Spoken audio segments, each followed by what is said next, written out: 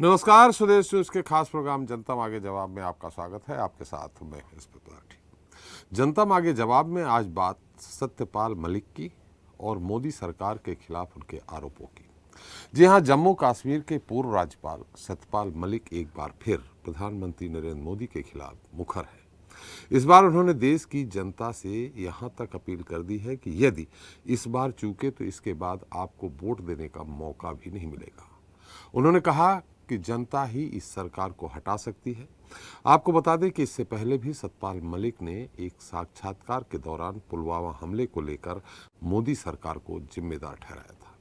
साथ ही उनके राज्यपाल रहते एक डील पर साइन करने के एवज में रिश्वत के रूप में 300 करोड़ रुपए की पेशकश के गंभीर आरोप भी लगाए थे, जिसको लेकर हाल ही में उन्हें सीबीआई जांच का सामना भी करना पड़ रहा है। दरअसल करीब एक महीने पहले एक इंटरव्यू के दौरान सत्यपाल मलिक ने आरोप लगाया था कि 2019 में कश्मीर के पुलवामा में सीआरपीएफ के काफिले पर हुआ हमला सिस्टम की अक्षमता और लापरवाही का नतीजा था। मलिक ने दावा किया था कि सीआरपीएफ ने सरकार से अपने जवानों को ले जाने के लिए विमान उपलब्ध कराने की मांग की थी, लेकिन गृह मंत्रालय ने ऐसा करने से इनकार कर दिया था। और अब एक बार फिर वही आरोप सत्यपाल मलिक ने दोहराते हुए मोदी सरकार को हटाने की मांग के देश की जनता से कर दी है। उधर सत्यपाल मलिक के आरोपों पर बीजेपी नेताओं ने कहा था कि सरकार से जो उनकी महत्वाकांक्षाएं थीं वो कहीं न कहीं पूरी नहीं हो पाई हैं और यही वजह है कि उनके द्वारा मोदी सरकार पर आरोप लगाए जा रहे हैं। ऐसे में सवाल यही है कि आखिर सत्यपाल मलिक जो कह रहे हैं उसमें कितना सच्चाई है, या फिर सत्यपाल मलिक द्वारा सिर्फ द्वेष की राजनीति की जा रही है। जनता मांगे जवाब में इसी मुद्दे पर करेंगे चर्चा। सत्यपाल का सवाल, सियासत में बवाल।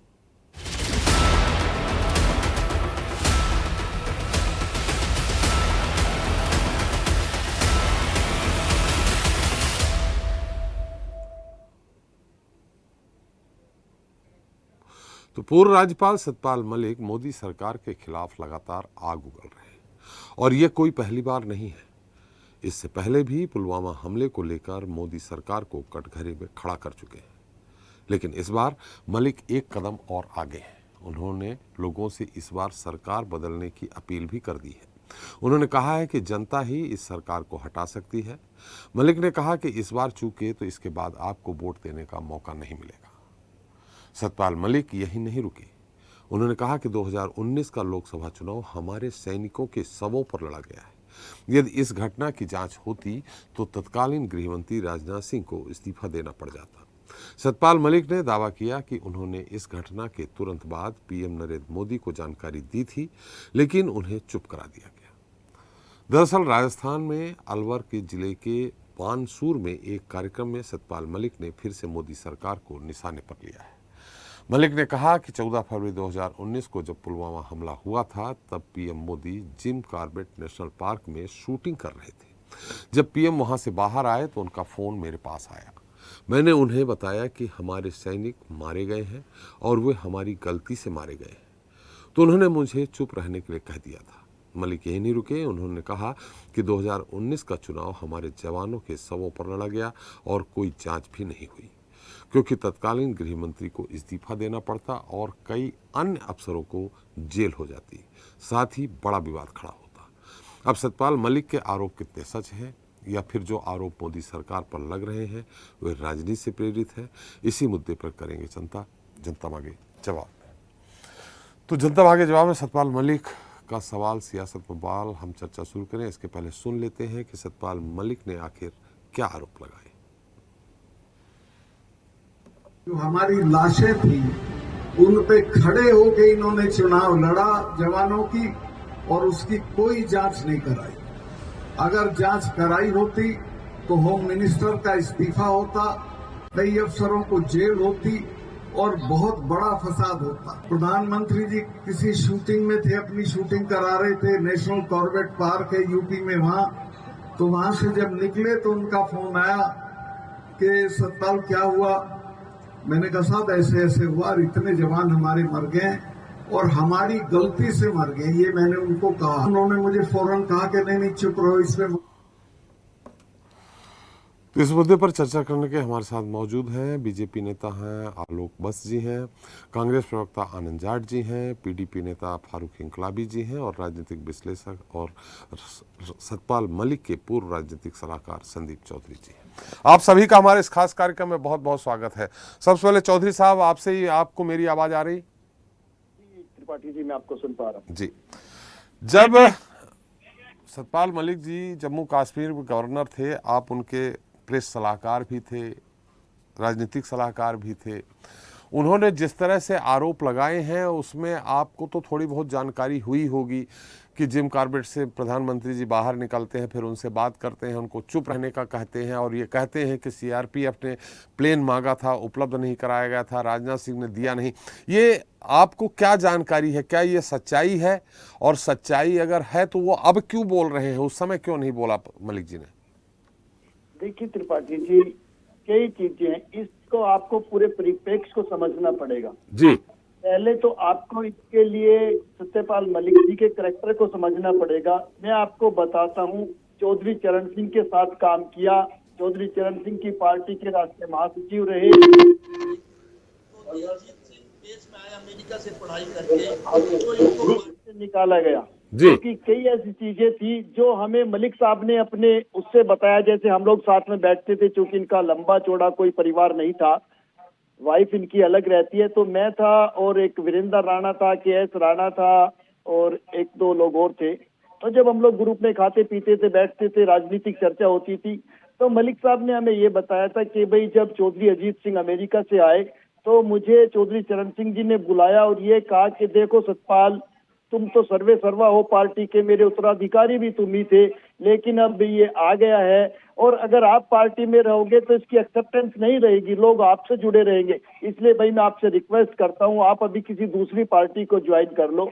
तो ये इनका बताता। लेकिन जो पार्टी के दूसरे लोग हमसे मिलते जुलते थे, जो पुराने लोग थे, लोकदल में चरण सिंह के साथ काम किया, उन्होंने हमें ये बताया था कि इन्होंने कहीं टिकट देने के एवज में, चूंकि ये काफी नजदीक होते थे चौधरी चरण सिंह के और पैसे के लेन देन का उनको पता लगा था, इसलिए इनको पार्टी से निकाला गया था। इसके आगे हम चलते हैं। इन्होंने कांग्रेस पार्टी ज्वाइन की थी, आपको याद होगा, ये राज्यसभा से सांसद भी बनाए गए थे, लेकिन इन्होंने वीपी सिंह के साथ में मिलकर बोफोर्स तोप का जो आरोप था वो उस समय के कांग्रेस के बड़े नेता रहे राजीव गांधी पर लगाया और फिर ये वीपी सिंह की कैबिनेट में मंत्री भी बने, इनको उस वक्त फिर संसदीय मंत्री बनाया गया, तो इन्होंने राजीव गांधी को भी नहीं छोड़ा था।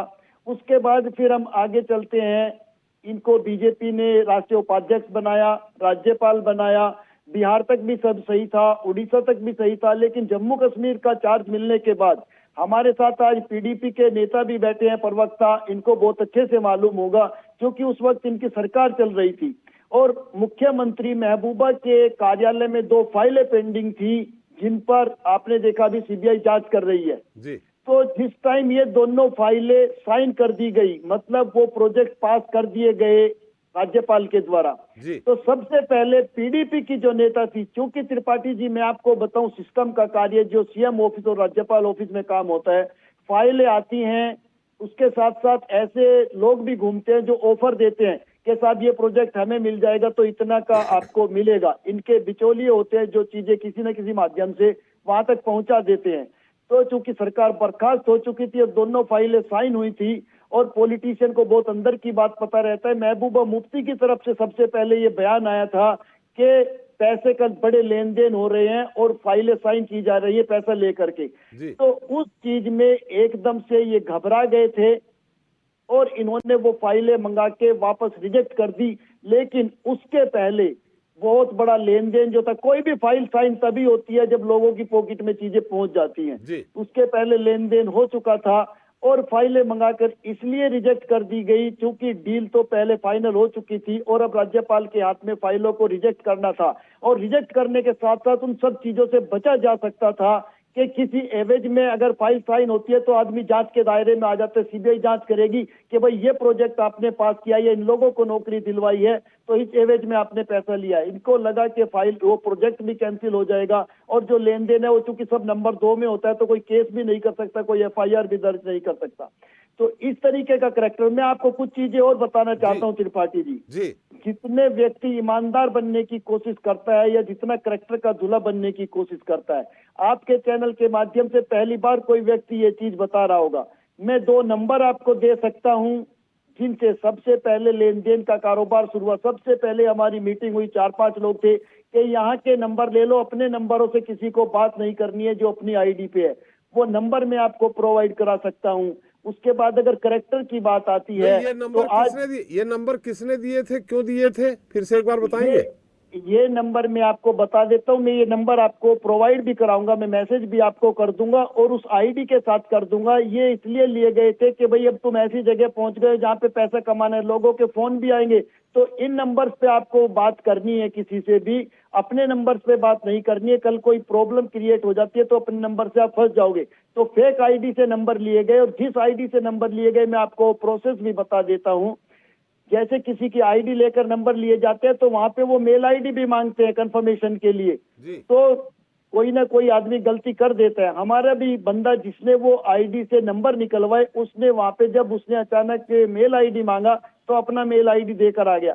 वो मेल आईडी आज तक उन फोन नंबर्स की जो डिटेल निकल के आएगी, बिल आएगा, उसमें मेंशन है, आज तक भी वो वीरेंद्र राणा के नाम पे मेल आईडी निकल के आएगी। वीरेंद्र राणा क्या थे उस समय मलिक जी के साथ? ये वीरेंद्र राणा पीएस थे, पर्सनल सेक्रेटरी जी। तो ये भी मैं आपको प्रूफ दे सकता हूँ। उसके बाद करैक्टर की बात बताता हूँ आपको। जो आपने सुना होगा, अभी मीडिया सलाहकार के घर भी सीबीआई का छापा पड़ा है जी। उनका नाम है शौनक बाली जी। सोनक बाली का मीडिया से कोई ABCD कोई नाता नहीं है, उसको मीडिया के बारे में कुछ नहीं पता। मैं आपके चैनल के माध्यम से पूरे देश को बताना चाहता हूं, और जो लोग उस फील्ड में होंगे वो जानते होंगे। सोनक बाली के प्रोफाइल को भी आप फेसबुक पे जाके सर्च कर सकते हैं। वो दिल्ली के अंदर सबसे बड़ा जो लड़कियों का सप्लायर है वो व्यक्ति है, उसके घर छापा पड़ा है। तो इस बात का पूरे देश को आपके चैनल के माध्यम से पता चलना चाहिए। इसका मतलब चरित्र कैसा है। एक बीजेपी से जुड़ी महिला थी, उनका नाम था मुनेश गोदारा। वो हरियाणा के दादरी की थी, उनके पति फौज में थे, उन्होंने उसको गोली मार दी थी। वो इनके पास काफी आती जाती थी, राजनीतिक महत्वाकांक्षा थी। उस बंदी का चरित्र हनन किस तरीके से हुआ, क्या उसके फौजी ने देखा, उसके फोन में उसको गोली मारी गई, इन चीजों से आप आइडिया लगा सकते हैं। अभी बाड़मेर में प्रियंका चौधरी के घर पे छापा मारा गया। वो विधवा एक महिला है, उसको वसुंधरा जी के मुख्यमंत्री रहते राजस्थान में वो UTC का चेयरमैन बनवाया गया था, वो मलिक साहब ने बनवाया था। और मैं आपको बता दूं, चाहे हम बिहार राजभवन में रहे हो, चाहे जम्मू कश्मीर में रहे हो, प्रियंका चौधरी राजभवन में ही रहती थी, या फिर हम लोग बाड़मेर रहते थे। लेकिन एक बीच में बाड़मेर में कुछ प्रॉब्लम क्रिएट हो गई थी। पत्रकारों ने पूछ लिया था कि जी जोधपुर से बाड़मेर तक जो लेडी गवर्नर की सीट पर महिला बैठ करके आती है, इससे क्या संबंध है आपका? उस पूछने वाले पत्रकार को, वो बाड़मेर का पत्रकार था, पटना की जेल में उसको डाला गया SC/ST का झूठा मुकदमा लगा करके। अगर इस हिंदुस्तान के अंदर SC/ST का सबसे पहला जो दुरुपयोग था वो गवर्नर सत्यपाल मलिक का किया हुआ है। अगर आज भी उस चीज की जांच हो जाए, आप गूगल कर सकते हैं, दुर्ग सिंह राजपुरोहित पत्रकार को जेल में डाला गया। केवल 4 आदमियों के खिलाफ अगर जांच हो जाए, वीरेंद्र राणा, उस टाइम के इनके ADC रहे राकेश दुबे, मलिक साहब और प्रियंका चौधरी, आपको सारा दूध का दूध पानी का पानी हो जाएगा। तो मैं आपको बता सकता हूं, ये जो कवायद हो रही, अभी हाल ही में जो हम स्टेटमेंट की बात करते हैं, ये भी मैं आपको बता दूं, सबसे पहला जो स्टेटमेंट आया था वो ये आया था, अगर मैं विधानसभा भंग नहीं करता तो यहाँ पर अब्दुल गनी लोन की सरकार बन सकती थी। ये स्टेटमेंट लोगों का ध्यान खींचने के लिए आया था, क्योंकि उस वक्त जब वो पैसे के लेन देन का पता दिल्ली तक चल चुका था, इनको हटाने की पूरी तैयारी हो चुकी थी और लोगों का ध्यान अपनी तरफ खींचना था। उसी समय ऊपर वाले ने साथ दिया, किसान आंदोलन खड़ा हो गया, तो इन्होंने किसानों को आड़ ले ली। और आज की तारीख में पहलवानों की आड़ सत्यपाल मलिक अपनी बचाव के लिए ले रहे हैं। आप ये देखिए, हाल ही में एक बयान दिया था कि मेरे ऊपर हाथ नहीं डाल सकते, मेरी कम्युनिटी मेरे साथ खड़ी है, मतलब जाट मेरे साथ खड़े हैं। आप ये देखिए, जाट यादवों से ज्यादा तो नहीं है, लालू यादव भी जेल में गए हैं। चौटाला साहब जो हरियाणा के मुख्यमंत्री रहे, जाट उनके साथ भी थे, वो भी जेल में गए हैं। ऐसा क्या इनको लगता है इन्होंने किसी के लिए इतना कुछ किया? ये भगवान है जो लोग इनके पीछे, लेकिन ये पूरी तरीके से अपने आप को बचाव किया। और जम्मू कश्मीर में रहते हुए एक चीज और अंदर की आपको बता दूं, जब इनको हटाने की तैयारी हो रही थी, इन्होंने रात में गुपचुप मीटिंग की थी राजीव शुक्ला के साथ, जो कांग्रेस के बड़े नेता हैं, आपको मालूम होगा जी। और जब वो चीज लीक हुई, पत्रकारों को गाड़ी वहां से निकलते हुए दिख गई गवर्नर की, तो पत्रकारों ने इनसे सवाल किया बाद में, तो इन्होंने कहा वो तो मैं आईपीएल की टीम बनवाने के लिए मिला था, जबकि हकीकत ये थी इनको एहसास हो चुका था कभी भी हटाया जा सकता है, और ये बताने के लिए मिले थे कि भाई मैं मोर्चा खोल दूंगा और मैं आने वाले वक्त का वीपी सिंह साबित होना चाहता हूं। ये मोदी के खिलाफ वीपी सिंह बन के सामने आना चाहते हैं कि जिस तरीके से राजीव गांधी के ऊपर वो फोर्सोप का घोटाला लगाकर वो हीरो बन गए थे, ये इस तरीके से पुलवामा और दूसरे मुद्दे उठाकर देश के हीरो बनना चाहते हैं। संदीप जी थोड़ा सा यहाँ रोकेंगे, हम आपसे सवाल ये है, संदीप जी कर रही है, बहुत जल्दी चीजें आपके सामने होंगी। संदीप जी, ये आप उनके साथ कश्मीर में भी रहे हैं क्या, उड़ीसा में भी और पटना में भी रहे हैं क्या सतपाल मलिक जी के साथ? त्रिपाठी जी, मैं आपको बता दूं, मैं इसलिए ये चीजें बता रहा हूं कि ये चीजें आने वाली हमारी जनरेशन भी देखेगी। आज मामला देश के प्रधानमंत्री का, पार्टी छोड़ दीजिए, राजनीति छोड़ दीजिए। नहीं, हमारा सवाल ये है कि मैं आपके सवाल पे आ रहा हूं, मैं आपके सवाल पर। मलिक साहब रिश्ते में मेरे मामा लगते हैं, मेरी ताई के भाई है, वो बचपन से हमारा संबंध है, लेकिन आज सच्चाई देश के सामने आनी चाहिए। आज रिश्ते नाते अलग चीज है। कल अगर देश के प्रधानमंत्री के ऊपर, देश के गृह मंत्री के ऊपर आपने झूठे आरोप लगा के आज सत्ता परिवर्तन कर दिया, या लोगों को भ्रमित करने में आप कामयाब हो सकते हैं थोड़े दिन के लिए, लेकिन आने वाले समय में देश। चौधरी साहब, हमारा सवाल, आपके ताई के भाई लगते हैं, मान लिया, लेकिन आप जहां जहां ये गवर्नर थे वहां इनके सलाहकार के रूप में आप थे क्या? उड़ीसा में भी थे, पटना में भी थे, जम्मू कश्मीर में भी थे? मैं उड़ीसा और पटना तक था, जम्मू कश्मीर में मैं नहीं गया, क्योंकि मैं उस वक्त लोकदल का राष्ट्रीय प्रवक्ता बन चुका था। जी, तो आप जब इनके चरित्र के बारे में इतना जानते हैं, आप इनके चरित्र के बारे में इतना जानते हैं, तो फिर आप इनके साथ काम क्यों कर रहे थे? देखिए, मेरा किसी के चरित्र से मतलब नहीं था, किसी का चरित्र कैसा भी हो सकता है, मैं तो अपने काम के लिए काम कर रहा था, मुझे मेरा मनी मिलता था। लेकिन आज बात उस चीज पर आ गई है कि क्या सच है क्या झूठ है। आज दूध का दूध, पानी का पानी होना चाहिए। चलिए, बिल्कुल सही कहा आपने। हमारे साथ पीडीपी के नेता हैं फारूक जी, जैसा कि अभी चौधरी साहब ने कहा, मेरी आवाज आ रही फारूक जी? बिल्कुल बिल्कुल आ रही है। चौधरी साहब ने अभी कहा कि जो 2 फाइलों में सिग्नेचर हुए थे उसको लेके सबसे पहला बयान महबूबा जी का था कि फाइलों का लेन देन होकर के फाइलें में दस्तखत की जा रही है। क्या ये सही है कि सबसे पहला बयान उनका था? देखिए, उस वक्त महबूबा मुफ्ती साहिबा का बिल्कुल स्टेटमेंट भी था, और आपको पता है कि हमारी जो पार्टी है हमेशा से करप्शन के खिलाफ रही है। हम किसी भी तरीके की करप्शन के खिलाफ रहे हैं हमेशा से, और आज भी हम कायम हैं उसी तरीके से अपने असूलों पर। जी, जहां तक भारतीय जनता पार्टी का सवाल है, और हमारे नहीं, मतलब ये सही है जो चौधरी साहब ये बोल रहे हैं कि लेन देन की बात हुई थी, सतपाल मलिक जी ने की थी, उसके बाद फाइल उन्होंने रिजेक्ट की, जो महबूबा जी को मालूम पड़ा और उन्होंने ये बयान दिया, ये फैक्ट है? बिल्कुल है, बिल्कुल है। मैं आपको बताना चाहता हूं कि हमारे जो सत्यपाल मलिक साहब हैं, वो जिस तरीके से चौधरी साहब ने आपको बताया कि दूध के दूल्हे वो भी नहीं है, और भारतीय जनता पार्टी के लोग भी दूध के दूल्हे नहीं है। जी, मैं आपको बताना चाहता हूं कि जम्मू कश्मीर में जिस तरीके के साथ हमारे 125 यानी 1,25,00,000 की आबादी है जम्मू कश्मीर की, जिस तरीके से हमारे लोगों पर जुल्म किया है, उस वक्त सत्यपाल मलिक साहब ने भी भारतीय जनता पार्टी के साथ मिलकर, तो तमाम लोगों ने जम्मू कश्मीर के अवाम के साथ जो जुल्म हुआ इसका बदला तो जरूर देना है। सत्यपाल मलिक साहब भी बदला देंगे, क्योंकि उस वक्त जब आर्टिकल 370 की बात थी, हमारे स्टेटहुड की बात थी, 35A की बात थी, तब जो सत्यपाल मलिक साहब थे उनकी फैक्स की मशीन जो वो खराब हो गई थी। तो जिस तरीके से उस वक्त उनकी फैक्स की मशीन खराब हुई थी, यहाँ की आवाम की बात को नहीं सुना गया था, उसी तरीके से सत्यपाल मलिक साहब के भी अब बुरे दिन जो है वो स्टार्ट हो चुके हैं। लेकिन सतपाल मलिक जी जो ये कह रहे हैं उसमें कितनी सच्चाई है? जो ये कह रहे हैं कि लाशों से, मैं आऊंगा चौधरी साहब आपके पास, उनकी बात आ जाए, कि लाशों पे चुनाव लड़ा गया और उनको चुप करा दिया गया, सीआरपीएफ ने प्लेन मांगी थी जो दिया नहीं गया, ये इस आरोप में कितनी सच्चाई है?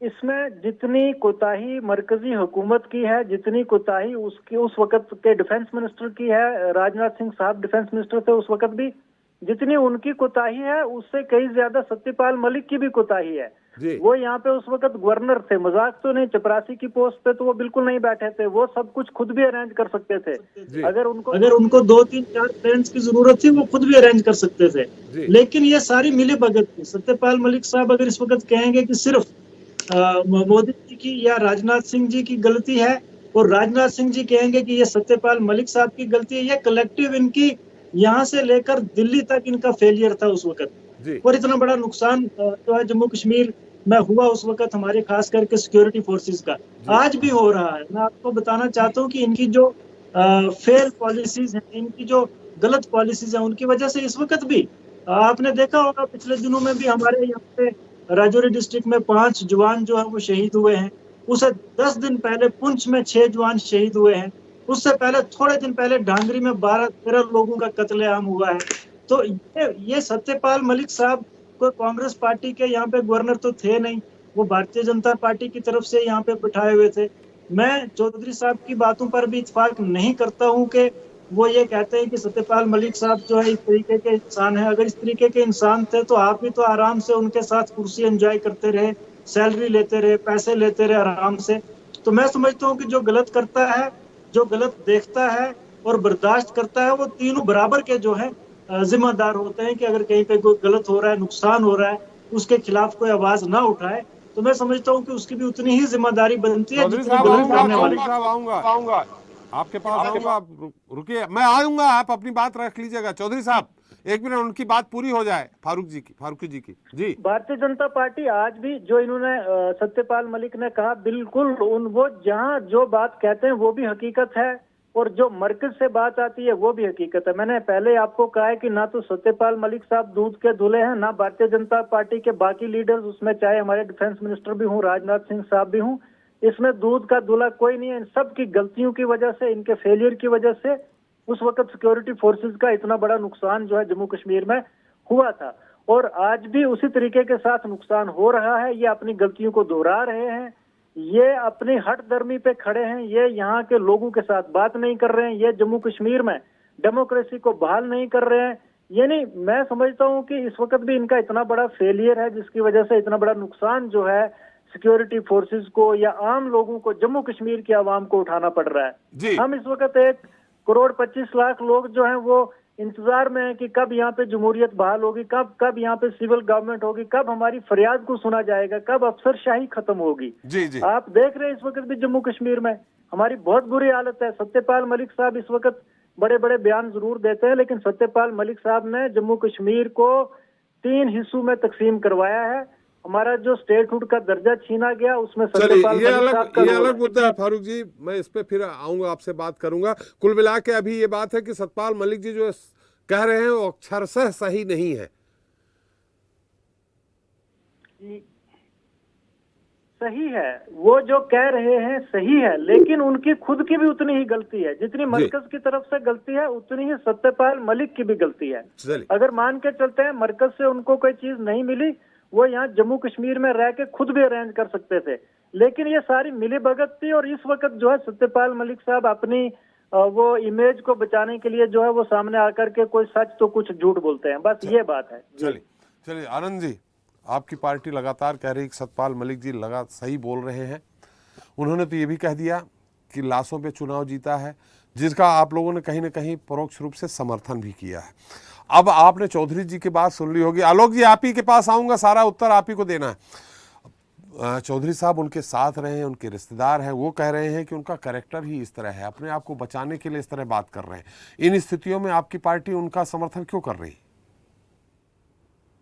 आनंद जी। त्रिपाठी जी, बहुत साधारण से कुछ सवाल हैं, मैं बहुत ज़्यादा किसी के कैरेक्टर पर नहीं जाना चाहता जी। अभी कोई सलाहकार उठकर आ जाए प्रधानमंत्री के कैरेक्टर के बारे में उल जलूल बयानबाजी कर दे, तो हम क्या उन्हें प्रधानमंत्री मानना बंद कर देंगे क्या? जी। कोई भी आदमी उठकर आ जाए। प्रश्न ये नहीं है, प्रश्न ये है कि पुलवामा हमले की जांच हुई क्या? जी। जांच क्यों नहीं हो रही है? तो ये बड़ा सवाल है। क्या पुलवामा हमले के बाद प्रधानमंत्री ने महाराष्ट्र में एक सभा में ये नहीं कहा कि जो पहले वोट डालने वाले हैं, पहली बार के वोटर हैं, उनसे मैं कहना चाहता हूं कि आपका वोट पुलवामा के शहीदों के नाम हो सकता है? ये किसने किया था? तो ये क्या लाशों पर वोट नहीं मांगे गए थे? ये बहुत बेसिक सवाल हैं। फारूक भाई बहुत अच्छी बात कह रहे हैं और मैं इस बात का समर्थन करता हूं कि सत्यपाल मलिक जी जो हैं वो पूरी तरह से पाक साफ नहीं हैं। उन्होंने जब दो पूर्व मुख्यमंत्रियों ने मेल किए और फैक्स किए तो उस राजभवन की फैक्स मशीन ख़राब हो गई थी और उसके बाद कश्मीर में 370 के संबंध में क्या फ़ैसले लिए गए वो देश के सामने है।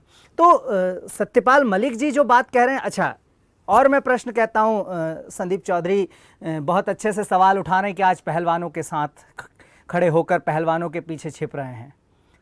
पहलवान बेटियां अगर न्याय मांग रही हैं तो उसे न्याय नहीं मिलना चाहिए क्या संदीप जी? पहलवानों का मुद्दा नहीं है। नहीं, मुद्दा ये नहीं है, मैं मुद्दे पर बात कर रहा हूं कि इस देश में जो मोदी जी से जुड़ा हुआ है, जो भारतीय जनता पार्टी से जुड़ा हुआ है, वो सब बढ़िया लोग हैं। ये कैसा परसेप्शन है कि किसान अगर आंदोलन कर रहा है तो उसे खालिस्तानी कह रहे हैं, मोदी के मंत्री मवाली कहते हैं, और अगर जेएनयू के छात्र जो हैं अपनी फीस वृद्धि के खिलाफ आंदोलन करते हैं तो उन्हें नक्सलवादी कहा जाता है, और अगर कोई अल्पसंख्यक नागरिकता कानून के खिलाफ अगर आंदोलन करते हैं तो उन्हें पाकिस्तानी कहा जाता है।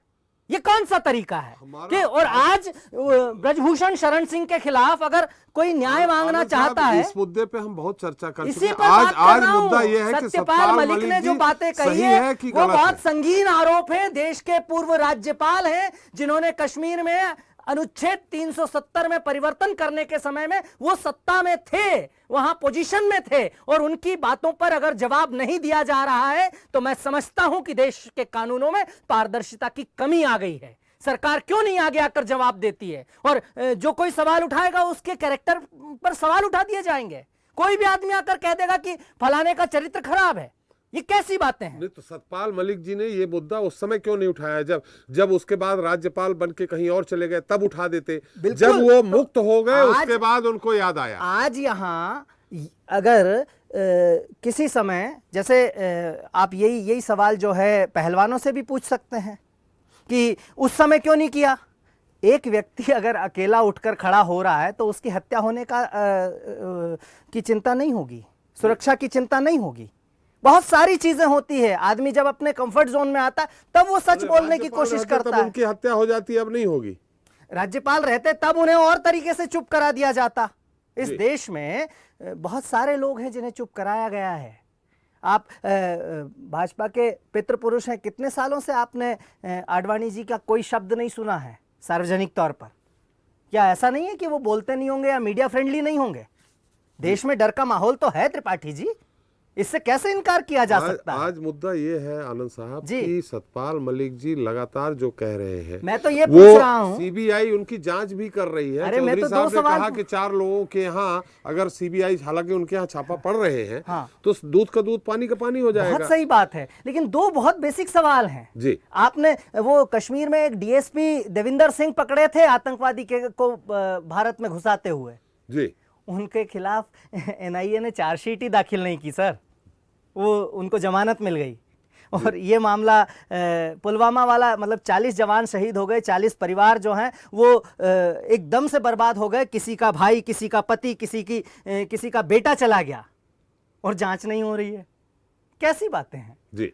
इस पर तो सवाल उठेंगे ना सर, इस पर सवाल नहीं उठने चाहिए जी। और अगर सत्यपाल मलिक ये बात कह रहे हैं तो ये तो आपके सामने भी है ना, और मैं तो आपको धन्यवाद देता हूं कि आपने एक जीवंत मुद्दा जो इस समय गतिशील है देश में, उस पर ये बहस करवा दी।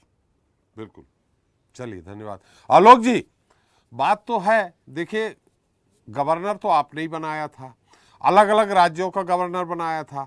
अब इन स्थितियों में अगर सतपाल मलिक जी आज, मैंने उनका जिस तरह से चौधरी साहब बोल रहे हैं कि उनके कैरेक्टर के बारे में व्याख्या की उन्होंने, तो आप लोगों ने क्यों बनाया, एक बात। दूसरा, अगर इसमें प्रधानमंत्री जी या कोई आधिकारिक तौर पे बयान क्यों नहीं आ रहे हैं?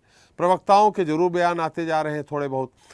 अगर वो कह रहे हैं कि इस दौरान उन्होंने जिम कॉर्बेट से निकलने के बाद उन्होंने फ़ोन किया था, फोन किया था, देखिए कॉल डिटेल तो निकल सकती है, फोन आया था नहीं आया था, इसमें अगर नहीं गया था, कोई बात नहीं हुई थी, तो आप कॉल डिटेल निकलवा के बता दीजिए कि कोई फोन ही प्रधानमंत्री जी से उनकी कोई वार्तालाप ही नहीं हुई थी। सवाल तो उठेंगे, आखिर आप ही नहीं गवर्नर बनाया। वही बोल रहे हैं कि लाशों पे आप 2019 का चुनाव जीते हो, गवर्नर मोदी साहब ने हमें चुप करा दिया, राजनाथ सिंह ने कुछ किया नहीं। तो इन सब मुद्दे गंभीर हैं, इन पे तो खुद सरकार को अपना जवाब देना चाहिए। देखिए त्रिपाठी जी मैं बड़े ध्यानपूर्वक आदरणीय संदीप चौधरी जी को भी सुन रहा था जी, और आनंद जाट जी को भी सुन रहा था। आनंद जी ने सारी बातें फारूक की, जी को भी सुना होगा आपने, फारूक जी को भी सुना जी। आनंद जी ने सारी बातें की, सिर्फ सत्य की बातों को छोड़कर ये पालवान उधर सब बातें कर दी है, लेकिन ये मेन मुद्दे पे नहीं है जी। आदरणीय संदीप जी ने मेन मुद्दों की बात की है जी मैं इतना ही पूछ रहा हूँ कि जमीर जागा होगा आदरणीय गवर्नर साहब का, जी। सत्यपाल मलिक जी का, जी। तब उनको ये बातें याद आ गई। जी जिस समय वो सत्ता एंजॉय कर रहे थे, वो उस समय विद्रोह करते तो देश में एक छवि बनती। जी उस समय तो अगर किसी ने मान लीजिए चुप करा दिया तो आप चुप क्यों हो गए? जी अगर मैंने आपको चुप करा दिया तो आप चुप क्यों हुए? जी और इन्होंने कहा कि उनको जान का खतरा था। तो गवर्नर रहते हुए जो जान माल की सुरक्षा होती है, क्या वो गवर्नर रहने के बाहर वो जान माल की सुरक्षा हो जाएगी? इतनी बेबुनियादी बातें कर रहे हैं। तो उनका जमीर अगर जागा तो इतनी लेट से क्यों जागा? क्या कारण थे? जब सीबीआई इंक्वायरी चलने लगी और ये सिद्ध होने पर आ रहा है कि उन्होंने पैसे की लेन देन की थी, तब ये जागा जमीर। और सही कहा है संदीप जी ने, और सही कहा है पीडीपी के नेता ने कि वो दोषी हैं। मैं तो संदीप जी को भी दोषी मानता हूं। चलो आप आर्थिक कारणों से जुटे हुए, लेकिन कहीं तो इसकी आप लीक करते, कहीं तो इस बात को उठाते। जी सबने मिलकर सत्ता सुख भोग लिया, और जब सत्ता सुख से बाहर आ गए तो सारी बातें सार्वजनिक करने लगे। और सही है, अगर आदमी इस तरीके की बात करेगा तो वो कहीं ना कहीं आड़ लेगा, चाहे पहलवानों का आड़ हो, किसानों का आड़ हो, वो कहीं ना कहीं आड़ लेकर अपने को बचाने की कोशिश करेगा। जिस कवायद में सतपाल मलिक जी हैं, और आप कह रहे हैं कि प्रधानमंत्री, अगर प्रधानमंत्री पहलवानों का जवाब दें, सतपाल मलिक का जवाब दें, तो देश का कार्यक्रम छोड़कर, देश निर्माण का कार्यक्रम छोड़कर दिन भर इसी अलुल जलुल बातों का जवाब देते रहे। प्रक्रियाएं हैं जो चल रही हैं। पहलवानों का को न्याय मिलना था, उनका एफआईआर दर्ज हो गया, उसकी तहकीकात चल रही है। लेकिन कोई कहे कि गोली मार दो, गुलशन सिंह को जेल में डाल दो, पॉक्सो एक्ट में तुरंत गिरफ्तारी होती है। ऐसे लोकतंत्र में आज राहुल गांधी जी बाहर घूम रहे हैं ना, सबके सब तो इनके बड़े नेता जमानत पे हैं। एक भी बड़े नेता का नाम बता दें आनंद जी जो जगह जमानत पे घूम रहा हो। आप तो उधर भी कार्रवाई कर दीजिए, इधर भी कर दीजिए, पर ईमानदारी से कीजिए। भाजपा वॉशिंग मशीन है गंगा की तरह, जिसमें हर कोई दूध का दूल्हा है। आनंद जी, कानून अपना काम करेगा आनंद जी, न मैं कुछ करूंगा ना आप कुछ करेंगे। हम सिर्फ दोषारोपण कर सकते हैं, लेकिन सतपाल मलिक जी का जो पुराना इतिहास रहा है वो बहुत स्वर्णिम इतिहास नहीं रहा। तो फिर ऐसे आदमी को आपने गवर्नर क्यों बनाया? गलतियां हम चार राज्यों का, मैंने कहा ना, उसी का तो भोग रहे हैं जी, उसी का तो भोग रहे हैं कि वो हम ही से खाए और हम ही हमारी ताली में छेद कर रहे हैं। हमने गवर्नर बनाया, वो हमारे ऊपर वो तो ये कह रहे हैं कि चलिए आपने गवर्नर बनाया, लेकिन फिर अगर गवर्नर बनाया तो विश्वास करिए वो जो कह रहे हैं कि हमारे गवर्नर रहते हुए ऐसा ऐसा हुआ। आपको लगता है नरेंद्र मोदी जी जैसा व्यक्तित्व जी कहना नहीं चाहिए? दूसरे आज ही कल ही एक दूसरे देश का प्रेसिडेंट पैर छू रहा था। ये पहली बार हिंदुस्तान में किसी प्राइम मिनिस्टर को किसी विदेश की धरती पर उसके प्रेसिडेंट ने पैर छुआ है। ये है उसके व्यक्तित्व का करिश्मा विश्व पटल पर। अभी व्यक्तित्व की बात नहीं हो रही, अभी सतपाल मलिक जी और मैं जान रहा हूं कि मैं थोड़ा विषयांतर हुआ हूं, लेकिन मैं ये कहना चाहता हूं, क्या उस व्यक्तित्व के आदमी किसी शहीद का खून करके और राजनीति करेंगे? जी क्या है उनका आगे नाच न पीछे पगा? किसके लिए करेंगे? किसके लिए धन बचाएंगे? क्यों बचाएंगे? एक बीतराग सन्यासी का जो जिंदगी जी रहा हो, उस आदमी पर आप उंगली उठा रहे हैं। आगे नाद न पीछे पगहा को पूरा कर दीजिए, पूरी लाइन कर दीजिए। आगे नाद न पीछे पगहा, उसकी लाइन पूरी बोल दीजिए। हाँ, आगे नाथ ना पीछे पगा, किस चीज के लिए? और वो किसी हर दिवाली, हर दुर्गा पूजा, हर होली जो सैनिकों के साथ जाके बिताता हो, उस आदमी पर आप उंगली उठा रहे हैं। यादव का नाम सुना है आपने? एक सैनिक थे इस बीतराग सन्यासी का, तेज बहादुर यादव जी का नाम सुना है, जो सैनिक थे। आनंद जी, मैं आपको मौका दे दूंगा, उनकी बात पूरी आ इतिहास है वो आपके नेता। लेकिन जांच क्यों नहीं हुई? अच्छा ये बताइए, अगर इतनी बात हो रही, पूरे देश में सियासत गरमा गई है, तो उसकी जांच करवा के जांच रिपोर्ट सामने कर दीजिए। जांच चल रही है, कितना चलेगी साहब? देखिए, ये तो इस देश की विडंबना है। निर्भया कांड के आदमी पकड़े गए, 12 साल के बाद उनको मौत की सजा हुई। ये तो सिस्टम का फ्लॉ है। वो तो जुडिशरी का मामला है। ये तो आपके जो प्रशासनिक अधिकारी है, जो पुलिस अधिकारी है, वो जांच कर रहे हैं। उनको तो कहिए कि जल्दी जांच में भेज दे। वो कहेंगे कि हम जुटा रहे हैं तथ्य। सिस्टम स्लो है त्रिपाठी जी, इस बात को आप भी जानते हैं, मैं भी जानता हूँ। सिस्टम स्लो है। वही सिस्टम तो तेज करना है मोदी जी को। वो तो बहुत तेज किया है। 60-70 साल का बैल जो छोड़ के गए थे, पड़ुआ बैल, ये कांग्रेस वाले, उसको अभी खिला के पिला के अभी उसको बना रहे हैं इस कदम की वो दौड़ने लायक बने। 9 साल लग गए। 9 साल में त्वरित गति से, द्रुत गति से तेजी आई है चीजों में। अरे 2019 में पुलवामा प्रकरण हुआ है, आज 23 है। अगर इतने दिन जांच शहीदों के मामले में होगी तो क्या होगा? IMF का कहना है कि India is the fastest growing economy in the world. आज इकोनॉमी की बात नहीं हो रही। इन्फ्लेशन है, मोदी जी ने 6% पे बांध के रखा हुआ है। अरे इकोनॉमी की बात नहीं हो रही आलोक जी। हमारे फेवर में आलोक है। जी, आर्थिक मुद्दे पे बात नहीं, बात ये हो रही, सतपाल मलिक जी जो कह रहे हैं, अगर आपने ही 4 राज्यों का उनको गवर्नर बनाया है, तो उसमें कहीं ना कहीं आग तभी उठती, धुआं तभी उठता है जब आग लगी होती है। तो इस समय जब इतना बड़ा आरोप मोदी जी पे लग रहा है कि शहीदों के लाशों पे चुनाव 2019 का जीता है, तो इसमें ऑफिशियल स्टेटमेंट आना चाहिए। कभी कभी आग से बचने के लिए लोग धुआं छोड़ते हैं जी, बिना आग के धुआं कैसे पैदा होगा? मैंने कहा ना, आग लगा के तब धुआं करते हैं। हाँ। इतने दिन तक क्यों चुप थे? इसका कोई जवाब है उनके पास? एक सीजन आदमी है, एक देशभक्त आदमी है, एक सीजन पॉलिटिशियन है, क्यों अपने जमीर को मार के सत्ता सुख भोग रहे थे? उस समय संवैधानिक पद में बैठे थे, इसलिए नहीं बोल सकते थे ना। क्यों? संवैधानिक पद में बैठे थे, इसलिए नहीं बोल सकते थे। मुक्त हो जाते संवैधानिक पद से। जी। कहते कि मेरा जमीन नहीं अलाउ कर रहा है मुझे जी अब इस पद पर रहने के लिए।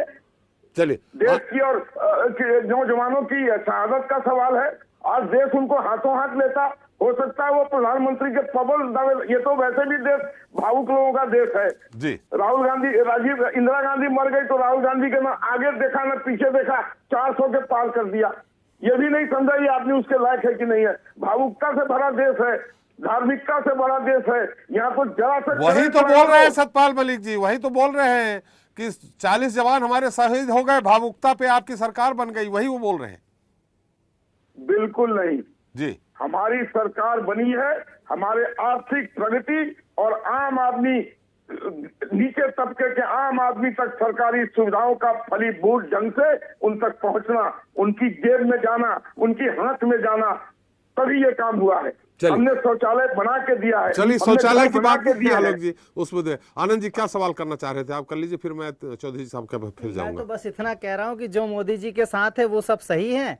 जिनकी 2014 में असम के जो अभी मुख्यमंत्री हैं उनको CBI समन देती है, कोई जांच नहीं। सब भाजपा में आते हैं, दूध के धुले हो जाते हैं। एक बंगाल के मुकुल राय जी हैं और महाराष्ट्र के अजीत पवार जी हैं, उन्होंने तो बड़ी जल्दी वैतरणी से साफ स्वच्छ होकर निकले हैं। बहरहाल प्रश्न ये नहीं है जो सतपाल जी पे बात। हाँ, सतपाल जी पर ही बात कर रहा हूँ। इतना इतना इन्होंने इधर उधर की बातें की, सब बताया। मैं तो बस पूछ रहा हूँ कि भाई जांच क्यों नहीं हो रही है? जांच चल रही है। कहाँ चल रही है जांच? और वो मैंने एक और देविंदर सिंह जी आतंकवाद से जुड़ा हुआ एक और मामला बताया था। वो आतंकवादी को पार कराते हुए रंगे हाथों पकड़ा गया और उसमें एनआईए चार्जशीट नहीं दाखिल कर पाया और उसके बाद वो रिलीज हो गया, जमानत हो गई उसकी। और अगर विपक्ष का कोई नेता है जिसकी आवाज दबानी है तो कितनी तेजी से फैक्स मशीन तो काम आपका करती कहने है। का मतलब है वो रिलीज इसलिए हो गए कि बीजेपी में चले, बीजेपी का समर्थन करने लगे इसलिए। अब मतलब आप लगाते रहिए, दिख रहा है कि आतंकवाद से किसका रिश्ता है, कौन आतंकवादियों को प्लेन में छोड़कर जाता है, किसके समय में लाल किले पर हमला होता है, किसके समय में संसद भवन पर हमला होता है, ये रिश्ता क्या कहलाता है। ऐसी कई सारी चीजें हैं जिन पर बात हो सकती है। बहरहाल सत्यपाल मलिक जी जो कह रहे हैं उस पर एक ऑफिशियल स्टेटमेंट की आपने जो मांग की, क्या वो नहीं होना चाहिए त्रिपाठी जी? मैं आपसे पूछता हूं, होना चाहिए या नहीं होना चाहिए? ये आप इतने भाजपा संगीन प्रवक्ता आरोप से हैं, पूछिए। इतने संगीन आरोप हैं और गहरे आरोप हैं, और किसी छोटे मोटे व्यक्ति पर नहीं है, देश के प्रधानमंत्री पर आरोप है। देश का प्रधानमंत्री 140 करोड़ भारतीयों की आकांक्षाओं का, उम्मीदों का प्रतीक होता है। उसे आकर ये जवाब नहीं देना चाहिए क्या? बिल्कुल जवाब देना चाहिए कि क्यों हमारे बेटे शहीद हुए, क्यों हमारे भाई शहीद हुए, क्यों किसी के घर की जो बहन है उसकी मांग सुनी हो गई, क्या उसकी वजह थी, क्यों हेलीकॉप्टर या हवाई जहाज उस कन्वाय को उपलब्ध नहीं कराया गया, इस पर जांच नहीं होनी चाहिए। इतनी बड़ी कार्रवाई जो मुझे मालूम है रक्षा विशेषज्ञों के अनुसार जो मैंने सुना है, इतनी बड़ी कार्रवाई, इतनी बड़ी संख्या में जब पूरी बटालियन शिफ्ट होती है तो प्लेन नहीं दिया जाता। अच्छा, प्लेन नहीं होते। बहुत बढ़िया प्रश्न आपने उठवाया। ठीक है, कन्वाय को जाने देते। जी, मुझे ये बताइए, जब भारत सुरक्षित हाथों में है और 40 जवान शहीद हुए हैं जी, तो ये किसकी असफलता है? विपक्ष की असफलता है या कांग्रेस की है या भारतीय जनता पार्टी के प्रधानमंत्री मोदी की है? किसकी असफलता है? ये असफलता तो कई किसकी है? तो में उन अलग-अलग होती असफलताओं रही है। पर, उन असफलताओं पर बात करने की बजाय ये कह रहे हैं कि वो मलिक साहब जो हैं उनका कैरेक्टर खराब है।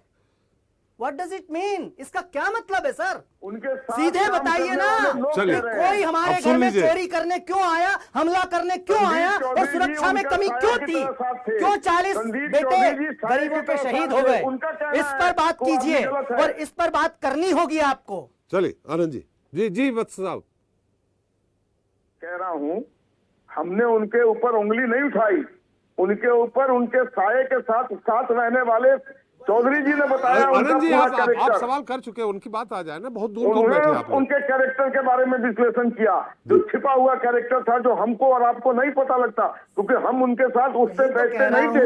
ये साये की तरह साथ थे उनके सवाल साथ। देश का सवाल अब क्यों नहीं सत्यपाल इनकी मलिक बातों का उलट चरित्र के जवाब नहीं सत्यपाल है। मलिक जी देश देते का हैं सवाल कि ये है संदीप कि चौधरी जी जिसे झूठ बोल हमने रहे हैं। प्रधानमंत्री चुना, जिसे देश की जनता ने जिम्मेदारी दी, उसने जिम्मेदारी सही से निभाई या नहीं निभाई? सवाल ये है, सवाल ये नहीं है कि सत्यपाल मलिक का चरित्र कैसा है, सत्यपाल मलिक क्या करते हैं, क्या खाते हैं, कहां सोते हैं, यह देश की जनता के जानने का विषय नहीं है। देश की जनता के जानने का विषय यह है कि देश के प्रधानमंत्री जिसे भारत की जनता ने चुना और जो जिम्मेदारी दी, वो जिम्मेदारी निभाई गई या नहीं निभाई गई, सही तरीके से निभाई गई या नहीं निभाई गई, प्रश्न ये है। आपके घर में दो प्रधानमंत्री मारे गए, वो सुरक्षा की जिम्मेवारी किसकी थी?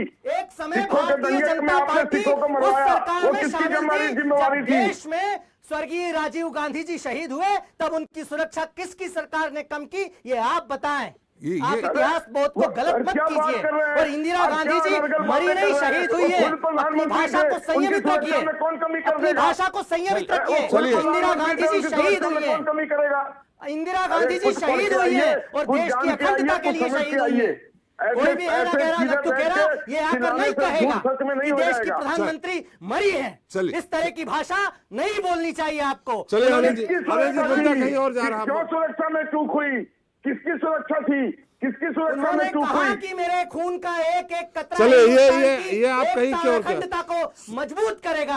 आपके प्रधानमंत्री की तरह नहीं है जो कहता है कि अपने मुख्यमंत्री से कह देना मैं जान बचाकर भाग आया, धन्यवाद कहना उनको। चलिए ऐसे भगोड़े नहीं थे। आनंद जी, मुद्दा कहीं और जा रहा है, मुद्दा कहीं और जा रहा है। सुरक्षा में चूक हुई कि नहीं हुई, चाहे इंदिरा जी की शहीद हुई हो, सुरक्षा में हर प्रधानमंत्री की उसमें कहीं ना कहीं वो हुई है। चलिए संदीप जी, आप कुछ कहना चाह रहे थे। त्रिपाठी जी, मैं वो चीजें आपको बताना चाहता हूँ जो मेरे भाइयों को नहीं पता है। बाकी प्रवक्ता बहुत अच्छे हैं, बहुत अच्छी जोश खरोश में बात रखते हैं। आपने बीजेपी के प्रवक्ता से पूछा कि इनको राज्यपाल क्यों बना दिया, उस बात का जवाब ये नहीं दे सकते, उस बात का जवाब मैं दे सकता हूँ। पीडीपी के प्रवक्ता को ये नहीं पता होगा उनको जम्मू कश्मीर का चार्ज क्यों मिला, कैसे मिला, ये मैं बता सकता हूँ। देखिए, जब जम्मू कश्मीर में राज्यपाल की पोस्ट खाली हो रही थी तब गवर्नर बिहार थे सत्यपाल जी। मलिक, और हम लोग दिल्ली में आए, अमित शाह जी से आकर के मिले। चूंकि जम्मू कश्मीर की हालत उस टाइम डावाडोल थी, संबंध अच्छे नहीं चल रहे थे केंद्र के साथ में, तो सत्यपाल मलिक जी ने एक बात अमित शाह जी से मिलकर के कही कि देखिए, मैं महबूबा मुफ्ती के जो पिताजी थे उनके साथ कार्य कर चुका हूँ, उस परिवार से मेरे घरेलू संबंध है। मैं जो उस टाइम पे शहीद साहब देश के गृह मंत्री थे वीपी सिंह सरकार में, उस टाइम में संसदीय मंत्री था। तो ये चीज इनको क्लिक कर गई कि हो सकता है सत्यपाल मलिक को जम्मू कश्मीर भेजने से महबूबा मुफ्ती की सरकार के साथ हमारा सामंजस्य अच्छा हो सके, ये इनको समझाने में कामयाब हो सके। ये राज की बात आज आपके चैनल के माध्यम से पूरे देश को पता चल रही है कि क्यों इनको राज्यपाल बना करके वहां भेजा गया था। उसके बाद कई चीजें आई। अभी मेरे एक भाई ने कहा कि संदीप जी भी दोषी है। मैं आपको बता दूं, जिस राज्यपाल के साथ, जिस मुख्यमंत्री के साथ जो स्टाफ होता है, वो जिस वक्त काम करता है वो केवल एक नौकर की तरह, उसकी आंखें देख तो सकती हैं, वो इतनी बड़ी पावर के सामने ना बोल सकता ना कुछ बदल सकता। हम भी काम कर रहे थे। उसके बाद मैंने राजनीति छोड़ दी। मैं जयंत चौधरी ने मुझे राष्ट्रीय प्रवक्ता बनाया। उसके बाद मैं जो राजनीतिक विश्लेषक कार्य कर रहा हूं, मैं राजनीति की गंदगी भी देख चुका हूं, इसलिए आज मैं दूर हूं इस चीज से। और कई चीजें निकल करके आई, तो मैं वही आपको बताना चाहता हूं। और सबसे बड़ी चीज मैं आपको बताना चाहता हूं कि मैं वो पहला व्यक्ति हूं, जो आपके चैनल के माध्यम से पता चलेगा, जो जम्मू कश्मीर सीबीआई जो हेड हैं, उनका नाम है विद्युत विकास। मैं सीबीआई को मदद कर रहा हूं, जो चीजें मैं जानता हूं मैं उनको बता रहा हूं जी। तो मैं, ऐसा नहीं है कि मैंने एंजॉय कर लिया या कुछ। हाँ, जो आदमी जिस पोस्ट पे रहता है, जिस जिम्मेदारी पर रहता है, वो सुख सुविधाएं उसको मिलती है, उससे कोई मना नहीं कर सकता। लेकिन जो गलत है वो गलत है, जो सही है वो सही है। देखिए, हम इंदिरा गांधी को मानते हैं, गांधी परिवार के योगदान को भी हम मानते हैं। देश के आज प्रधानमंत्री हैं नरेंद्र मोदी जी, वो देश को रिप्रेजेंट करते हैं। अगर कहीं उनकी नाक नीची होती है या उनके ऊपर उंगली उठती है, वो देश की तरफ उंगली उठती है।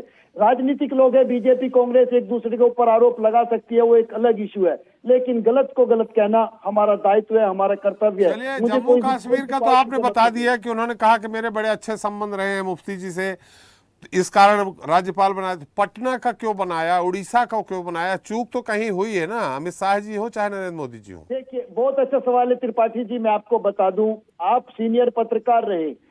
जब 2004 में उन्होंने बीजेपी ज्वाइन की, 2004 से लेकर 2017 अक्टूबर में उनको गवर्नर बनाया गया। इस बीच में वो राष्ट्रीय उपाध्यक्ष के पद पर थे। आप मुझे बताइए, याद करके, आपने कहीं कोई एक बयान उनका सुना हो, उनको देखा हो? वो बिल्कुल हाइड होकर राजनीति कर रहे थे। बीजेपी के मेरे साथी बैठे, ये सत्यपाल मलिक को नहीं जानते थे, गवर्नर बनने के बाद इन्होंने देखा होगा, सुना होगा। जो कांग्रेस के मेरे साथी बैठी है, वो हमारी कम्युनिटी से आते हैं, जाट हैं, लेकिन उन्होंने भी उनको नहीं देखा होगा। ये जिम्मेदारी भी हमारे ऊपर थी कि भाई मुझे अपना प्रचार नहीं चाहिए। बिल्कुल हाइड होकर के काम किया, जमीन के नीचे रह करके राज्यपाल का पद मिला। इससे पहले और कई कोशिशें की, कई चीजें लेने की कोशिश की, वो हमें नहीं मिल पाई। किस्मत में था राज्यपाल बनना, और राज्यपाल बने। सबसे पहले उनको बिहार की जिम्मेदारी मिली, उड़ीसा की जिम्मेदारी मिली, जम्मू कश्मीर की जिम्मेदारी मिली, गोवा की मिली, मेघालय की मिली। वो सब चीजें आपके सामने है। आप केवल वो चेहरा जानते हैं, वो स्टेटमेंट जानते हैं जो जम्मू कश्मीर में धारा 370 हटने के बाद दी गई। आपने तो सारा गिना दिया, लेकिन ये तो मने इनके कैरेक्टर के बारे में जब आप बता सकते हैं, किसी को राज्यपाल 5-5 राज्यों का अगर बनाया जा रहा है, तो ये आप चूक नहीं मानते हैं कि अगर केंद्र सरकार की क्यों सिफारिश की राष्ट्रपति जी से राज्यपाल बनाने की? देखिए, मैं आपको वो दौर भी बता देता हूं, जब राज्यपाल बनने के लिए हमारी कोशिश जारी थी। हमारी 4-5 लोगों की टीम थी। उस टाइम बीजेपी के राष्ट्रीय महामंत्री अनिल जैन जी थे, जो राष्ट्रीय अध्यक्ष थे। उस टाइम अमित शाह जी थे। अनिल जैन अमित शाह के काफी नजदीक थे। भूपेंद्र यादव, जो आज कैबिनेट में मंत्री हैं, वो उस टाइम राष्ट्रीय महामंत्री होते थे। उस टाइम पे रामलाल जी राष्ट्रीय संगठन मंत्री होते थे। नितिन गडकरी जी थे, उमा भारती। सब लोगों के पास जाकर के हम लोग लॉबिंग करते थे, हाजिरी लगाते थे, हाथ पैर जोड़ते थे। आपको बताने में मुझे बड़ा ताज्जुब हो रहा है। लोग ये सोचते हैं कि ये लोग ऐसे ही मुंह देख करके या पोस्ट मिल जाती है। इसके लिए बहुत जूते रगड़ने पड़ते हैं, बहुत जगह मत्था टेकना पड़ता है, बहुत लॉबिंग करनी पड़ती है, तब जाकर के ये पद मिलते हैं। चलिए, जाके तब पद मिलते हैं। बहुत सारे लोग जूते रगड़ने को तैयार है, लेकिन उनको नहीं मिल रहा है। एक बार फिर हम चलते हैं फारूक जी के पास। फारूक जी जी, जब ये गवर्नर थे सत्यपाल मलिक जी, तो इनका किस तरह की कार्यशैली थी, ये आपको बहुत नजदीक से मालूम होगा। देखिए, जब सत्यपाल मलिक साहब जम्मू कश्मीर के गवर्नर थे, हम क्योंकि मैं पीडीपी में एक पोस्ट पे भी हूँ, एक पद पे भी हूँ, और मैं उसके साथ साथ में मैं अपनी ग्राम पंचायत का सरपंच भी हूँ जी। तो सबसे पहले तो इन्होंने शुरुआत ही सरपंचों से की थी, जब इन्होंने जम्मू में हमें बुला के वहाँ पे हमारा जो है वहाँ पे ऑथ सेरेमनी वहाँ पे करवाई थी।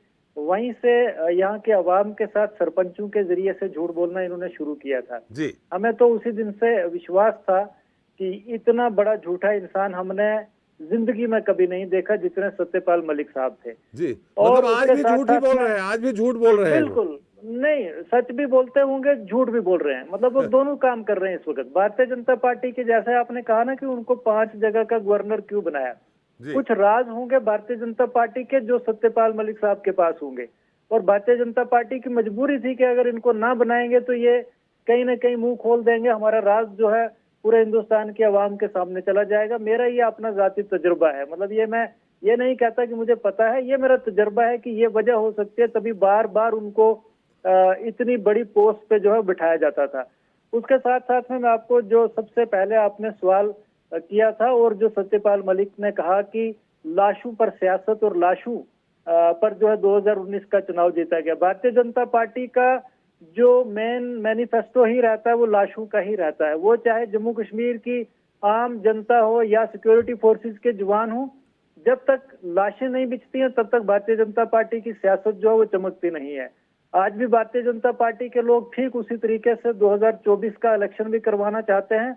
वो हिंदुस्तान की आवाम को इमोशनल ब्लैकमेल करना मतलब चाहते आपका हैं। कहना है कि फिर पुलवामा घटना होगी? बिल्कुल, भारतीय जनता देखिए हो चुकी हैं, पुलवामा तो हुई है, उसके बाद राजौरी और पुंछ में पिछले 1 महीने में 2 घटनाएं हो गई है, जहाँ पे 6 जवान एक जगह, 5 जवान एक जगह शहीद हो गए हैं, 12 सिविलियंस की एक जगह पे किलिंग हुई है। ये भारतीय जनता पार्टी का फेलियर नहीं तो क्या है? इसमें 2 ही चीजें हैं, या तो बिल्कुल फेलियर है भारतीय जनता पार्टी का, तो भी उनको कबूल करना चाहिए, हिंदुस्तान के अवाम से माफी मांगनी चाहिए कि हम जो हैं हम इस मामले में जो है फेल हो चुके हैं, तो या फिर बिल्कुल सीधे लफ्जों में कहना चाहिए कि हम सियासत करते हैं, हमें सिर्फ कुर्सी चाहिए, हमें जवानों से कोई मतलब नहीं है, वो शहीद होते हैं तो होते रहें। तो ये भारतीय जनता पार्टी का मैं समझता हूँ कि जिस तरीके से सत्यपाल मलिक ने ये जो बात कही है, ये बात जो है ये हकीकत है कि लाशों पर सियासत हो रही है। और 2019 का चुनाव भी पुलवामा में जो 40 जवान शहीद हुए थे, उन्हीं के नाम पर पूरे हिंदुस्तान में प्रचार करके भारतीय जनता पार्टी ने जो है फुल मेजॉरिटी में हुकूमत हासिल की थी। जी जी, चलिए क्या कहेंगे आलोक जी आप? देखिए, मैं पीडीपी के अपने भाई फारूक जी से पूछना चाहता हूं, जी। क्या पीडीपी के राज में स्थितियां बिल्कुल महफूज थी? जी, कोई टेररिस्ट किलिंग नहीं हो रही थी? चलिए जवाब दें। फारूक जी, उत्तर दे दीजिए।